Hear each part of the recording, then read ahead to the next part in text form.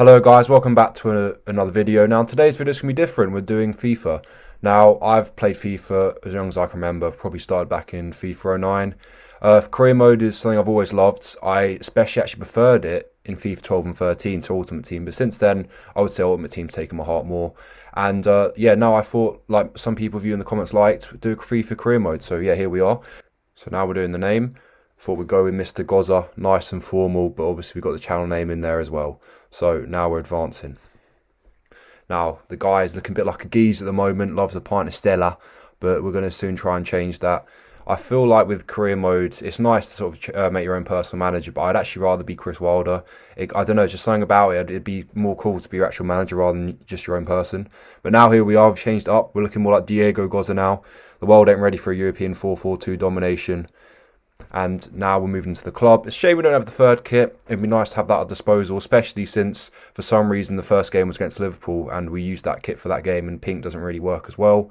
As you can see, I've gone with legendary, but for my Liverpool match, which is coming up, spoiling it twice already, apologies, I did actually go world class because even though I played legendary last season, I have probably for the last 3 years, I don't know, this year FIFA just isn't working out for me. I'm playing absolutely shocking. So to give myself a chance, especially for that tough fixture, I thought I'd play world class so I don't embarrass myself. But going forward, let me know in the comments. I think I probably will try and go for legendary from then on to make it a bit more realistic because it just gives you more of, I guess, a realistic feel in that sense.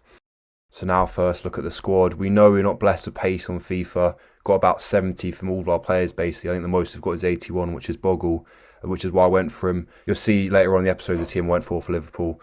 Obviously I needed pace because in FIFA you can't get away with having none of it. Sadly that's kind of why McBurney isn't really going to be featured much in the series, so hopefully let me know, maybe loan him out and hope maybe boost up to 70 with a bit of playing time.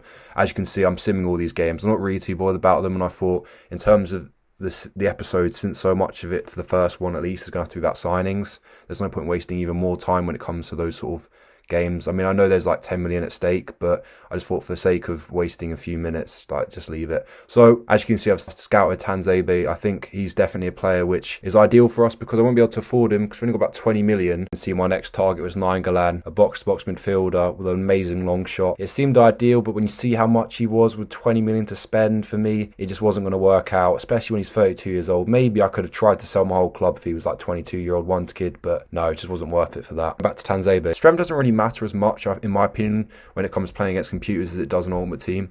I feel with Ultimate Team I don't really like anything less than 85 strength, but I feel like you can get away with like 72, let's say 75 on computer, so that's why Tanzebe sort of fits the bill.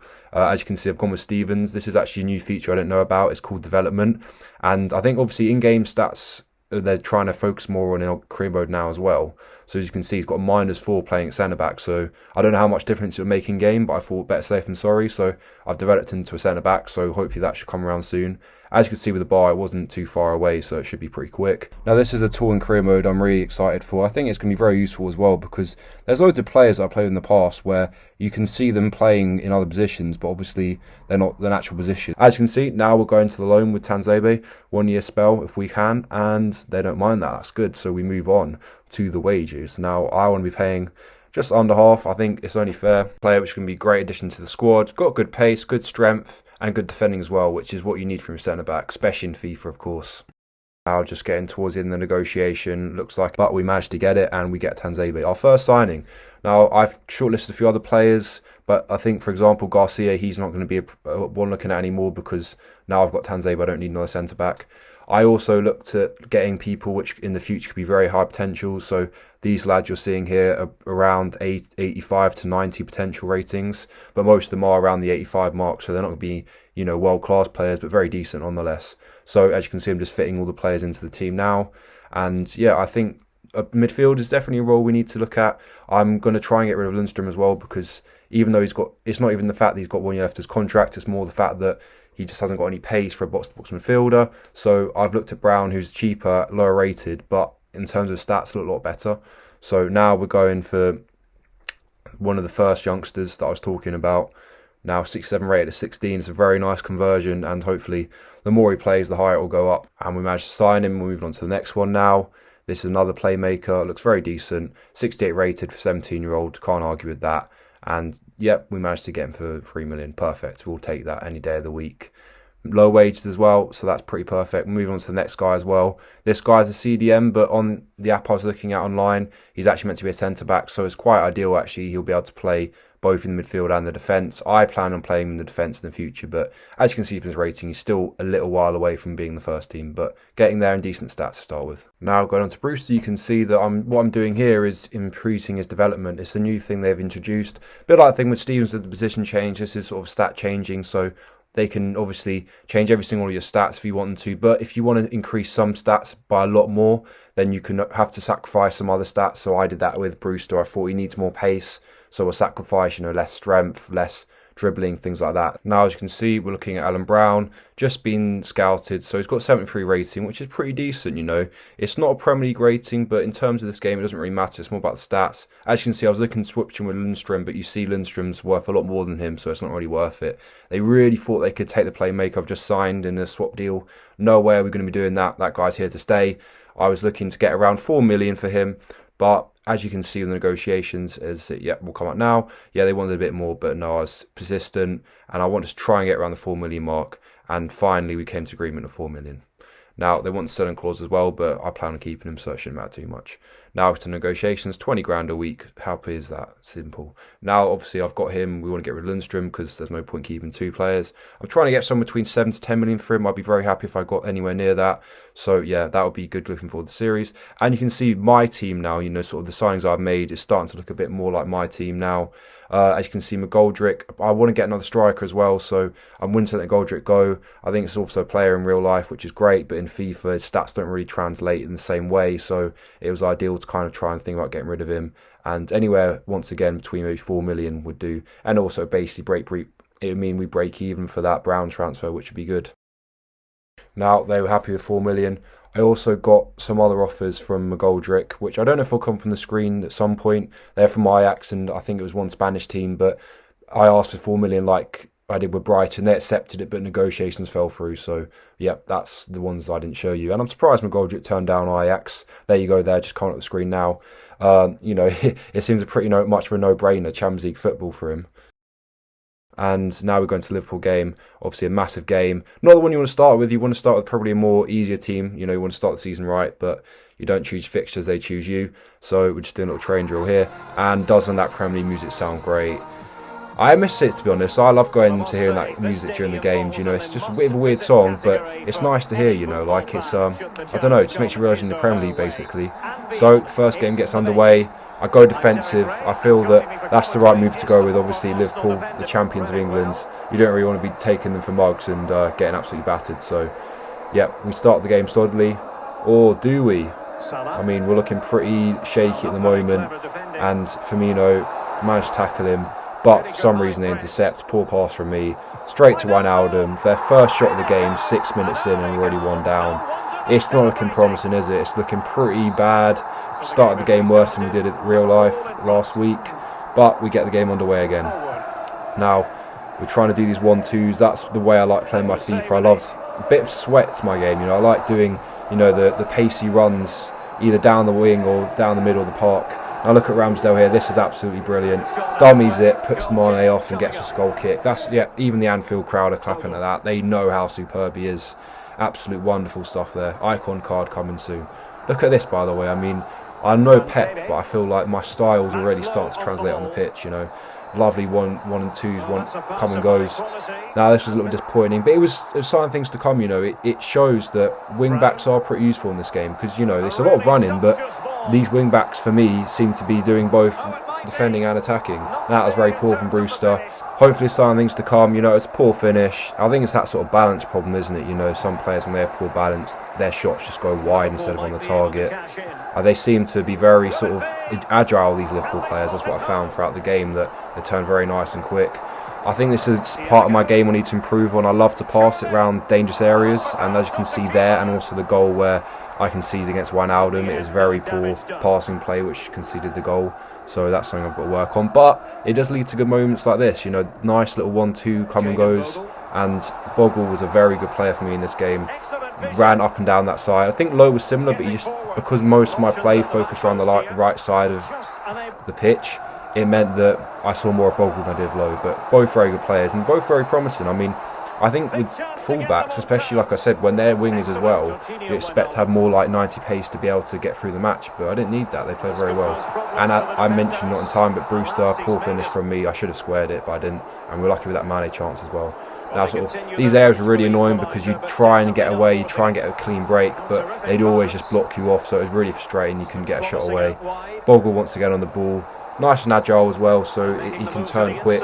Brown on his weaker foot. Looked like it was getting on target and pretty threatening shot, but couldn't get it away once again. Brown once again, he bombed forward so much. This guy really didn't feel like a 70 rated card. He felt more like at least a 79. Honestly, insane in game. And I think even though 1-0 down at half time, I said it was a decent half. Look at the stats, you know, we're beating them on stats, but as you know, the only thing that counts is the score. And we move on to the second half. Brewster run down, looking threatening, turning Van Dijk one way and another, and Luce getting away a shot. Decent stuff, lads, decent stuff. Now, what can we do from a corner? Looks like we're trying to go for Egan, I think. Yep, right now that makes sense. Yep, but it doesn't. Somehow it gets intercepted before it even gets to his head.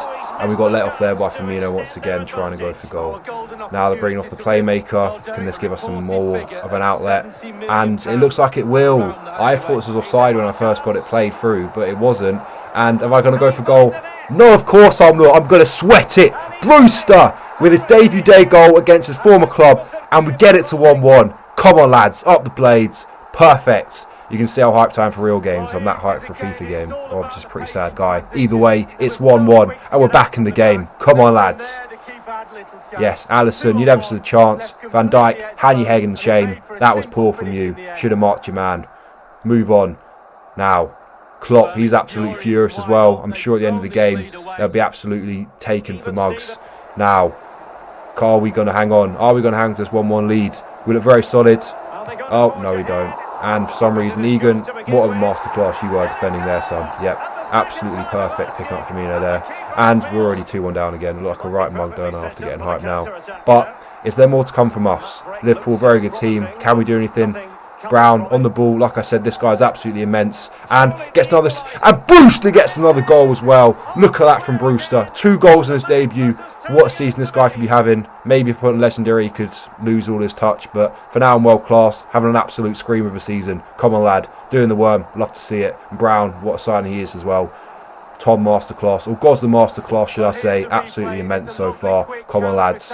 And what are we going to do next? Are we going to go for the winner, or are we going to sit for the 2-2? So far, when we sat for the 1-1, wasn't looking very promising, so I think we've probably got to try and go for the win.